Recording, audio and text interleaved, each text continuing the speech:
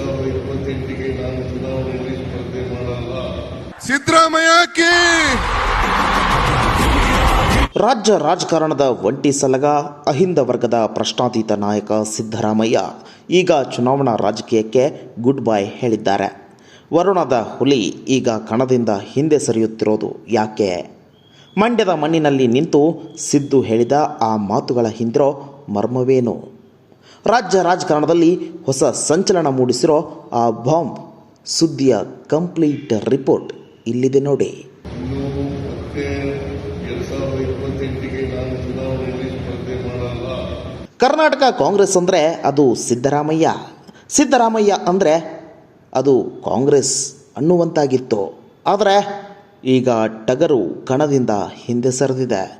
ಹೌದು, ಸಿಎಂ ಕುರ್ಚಿಯಿಂದ ಇಳಿದ 55 ದಿನಗಳ ನಂತರ ಸೈಲೆಂಟ್ ಆಗಿದ್ದ ಸಿದ್ದರಾಮಯ್ಯ KR ಪೇಟೆಯಲ್ಲಿ ಕಡ್ಡಿ ಮುರಿದಂತೆ ಸತ್ಯವೊಂದನ್ನು ಹೇಳಿದ್ದಾರೆ. 2028ರ ಚುನಾವಣೆಯಲ್ಲಿ ನಾನು ಸ್ಪರ್ಧಿಸಲ್ಲ ಎಂದು ಘೋಷಿಸಿ ಕೈ ಪಾಳೆಯದಲ್ಲಿ ನಡುಕ ಹುಟ್ಟಿಸಿದ್ದಾರೆ. ಇದಕ್ಕೆ ಅವರು ನೀಡಿರೋ ಕಾರಣ ವಯಸ್ಸು ಮತ್ತು ಕಲುಷಿತ ರಾಜಕಾರಣ. 2028ಕ್ಕೆ ಸಿದ್ದರಾಮಯ್ಯ ಅವರಿಗೆ 82 ವರ್ಷ ತುಂಬುತ್ತದೆ. ಅರ್ಧ ಶತಮಾನದ ರಾಜಕೀಯ ಜೀವನಕ್ಕೆ ಅಂದು 50 ವರ್ಷ ತುಂಬಲಿದೆ. ಆಗ ಈ ಮೊದಲಿನ ಶಕ್ತಿ, ಆರೋಗ್ಯ ಇರಲ್ಲ, ಉತ್ಸಾಹದಿಂದ ಕೆಲಸ ಮಾಡಲು ಸಾಧ್ಯವಾಗಲ್ಲ ಎಂಬುದು ಸಿದ್ದು ಅವರ ಭಾವುಕ ಮಾತು. ಒಂದು ಕಾಲದಲ್ಲಿ ಸಿದ್ದರಾಮಯ್ಯ ಸ್ಪರ್ಧಿಸಿದರೆ ಜನರೇ ಸ್ವಂತ ದುಡ್ಡಲ್ಲಿ ಆದರೂ ಗೆಲ್ಲಿಸುತ್ತಿದ್ದರು. ಆದರೆ ಇಂದು ಪರಿಸ್ಥಿತಿ ಬದಲಾಗಿದೆ. ರಾಜಕಾರಣ ಕಲುಷಿತವಾಗಿದೆ. ಮತದಾರರಿಗೆ ನಾವೇ ದುಡ್ಡು ಕೊಡಬೇಕಾದ ಕಾಲ ಬಂದಿದೆ. ಇಂತಹ ವ್ಯವಸ್ಥೆಯಲ್ಲಿ ನನಗೆ ಸ್ಪರ್ಧಿಸಲು ಇಷ್ಟವಿಲ್ಲ ಎಂದು ಸಿದ್ದು ಮಾರ್ಮಿಕವಾಗಿ ನುಡಿದಿದ್ದಾರೆ. ಸಿದ್ದರಾಮಯ್ಯ ಅವರ ಈ ಹೇಳಿಕೆ ಬೆನ್ನಲ್ಲೇ ಕಾಂಗ್ರೆಸ್ನಲ್ಲಿ ಅವರ ಜಾಗ ತುಂಬುವವರು ಯಾರು ಅನ್ನೋ ಚರ್ಚೆ ಶುರುವಾಗಿದೆ.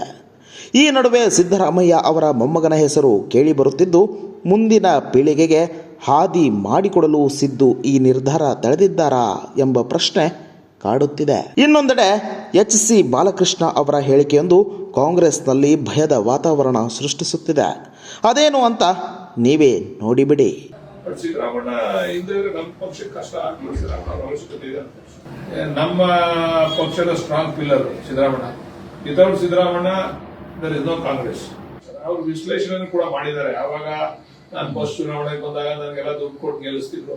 ಈಗ ನಾವೇ ಇವತ್ತು ವ್ಯವಸ್ಥೆ ತೀರ್ಮಾನ ಹಂಗೆಟ್ಟಿದೆ ವ್ಯವಸ್ಥೆ, ಅದರಿಂದ ನನಗೆ ಆಸಕ್ತಿ ಇಲ್ಲ ಅಂತಕ್ಕಂಥ ಮಾತನ್ನು ಹೇಳಿದ್ದಾರೆ. ಏನೇ ಆಗ್ಲಿ ನಮ್ಮ ಪಕ್ಷದ strong pillar Siddaramanna. Without Siddaramanna there is no Congress.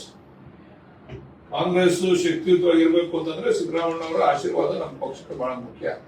ಅಂದ್ರೆ ಸಿದ್ದರಾಮಣ್ಣ ಅವರು ಎಲೆಕ್ಷನ್ ನಿಲ್ತಾರೋ ಇಲ್ವೋ, ಆದ್ರೆ ಪಕ್ಷದ ಸಂಘಟನೆಯಲ್ಲಿ ಅವ್ರು ಹೇಳಿದ್ದಾರೆ, ನನ್ನ ಪ್ರಮುಖವಾದಂತ ಗುರಿ ಇರ್ತಕ್ಕಂಥದ್ದು ರಾಹುಲ್ ಗಾಂಧಿ ಅವರನ್ನ ಈ ದೇಶದ ಪ್ರಧಾನಿ ಮಾಡಬೇಕು ಅಂತ ಹೇಳಿ ಹೋರಾಟ ಮಾಡ್ತಾರೆ ಅಂತಕ್ಕಂಥದ್ದು ವಿಶ್ವಾಸ ನಮ್ಗೆಲ್ಲ ಇದೆ. ಬಟ್ ಸಿದ್ದರಾಮಣ್ಣ ಹಿಂದೆ ನಮ್ಮ ಪಕ್ಷಕ್ಕೆ ಕಷ್ಟ ಆಗ್ಲಿಲ್ಲ. ಸಿದ್ದರಾಮಣ್ಣ ಅವಶ್ಯಕತೆ ಇದೆ. ಚುನಾವಣೆಯಿಂದ ಹಿಂದೆ ಸರಿದ್ರೆ ಪಕ್ಷಕ್ಕೆ ಹಿನ್ನಡೆ ಆಗಲ್ಲ. ಈ ಚುನಾವಣೆ ರಾಜ್ಯದ ಚುನಾವಣೆಯಿಂದ ಹಿಂದೆ ಸರಿಬಹುದು. ಕೇಂದ್ರದಲ್ಲಿ ಇಲ್ವಾ? ರಾಜ್ಯಸಭಾ ಇದೆ. ನಾಳೆ ಕೇಂದ್ರ ಸರ್ಕಾರ ಬಂದಾಗ ಕೇಂದ್ರದಲ್ಲಿ ಮಂತ್ರಿ ಆಗ್ತಕ್ಕಂಥ ಅವಕಾಶ ಇರ್ತದೆ. ರಾಜ್ಯಸಭಾ ಮೆಂಬರ್ ಆಗಿ ಮಂತ್ರಿ ಆಗ್ತಕ್ಕಂಥ ಅವಕಾಶಗಳಿರ್ತವೆ. ಕೇಂದ್ರದಲ್ಲಿ ಅವಕಾಶಗಳು ಸಿಗ್ತದೆ. ರಾಜ್ಯದ ಚುನಾವಣೆಗೆ ಅವರು ಸಾಕಪ್ಪ ಅಂತ ಹೇಳಿದ್ದಾರೆ. ಕೇಂದ್ರದ ಚುನಾವಣೆಗಳು ಬರ್ತಾವಲ್ಲ, ನಾಳೆ ಏನಾದ್ರು ನಮ್ಮ ಪಕ್ಷಕ್ಕೆ ಅಧಿಕಾರ ಬಂದಾಗ ಕೇಂದ್ರದಲ್ಲಿ ಅವರಿಗೆ ಉತ್ತಮವಾದಂತಹ ಅವಕಾಶ ಸಿಗಬಹುದು.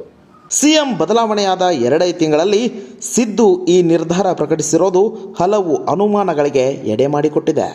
ಸೋಲು ಗೆಲುವಿನ ನಡುವೆಯೂ ಆತ್ಮಸಾಕ್ಷಿಗೆ ದ್ರೋಹ ಬಗೆಯದೆ ಸಿದ್ಧಾಂತಕ್ಕೆ ಬದ್ಧವಾಗಿ ಬದುಕಿದ ತೃಪ್ತಿ ನನಗಿದೆ ಎಂದಿದ್ದಾರೆ ಮಾಜಿ ಸಿಎಂ. ಒಟ್ಟಿನಲ್ಲಿ ಚುನಾವಣಾ ಕಣಕ್ಕೆ ಇಳಿಯಲ್ಲ ಎಂದಿರೋ ಸಿದ್ದು ಸಕ್ರಿಯ ರಾಜಕಾರಣದಲ್ಲಿ ಇರ್ತಾರಾ ಅಥವಾ ಮೊಮ್ಮಗನ ಭವಿಷ್ಯಕ್ಕೆ ರಹದಾರಿ ಸಿದ್ಧಪಡಿಸ್ತಾರಾ ಅನ್ನೋದನ್ನು ಕಾದು ನೋಡಬೇಕಿದೆ.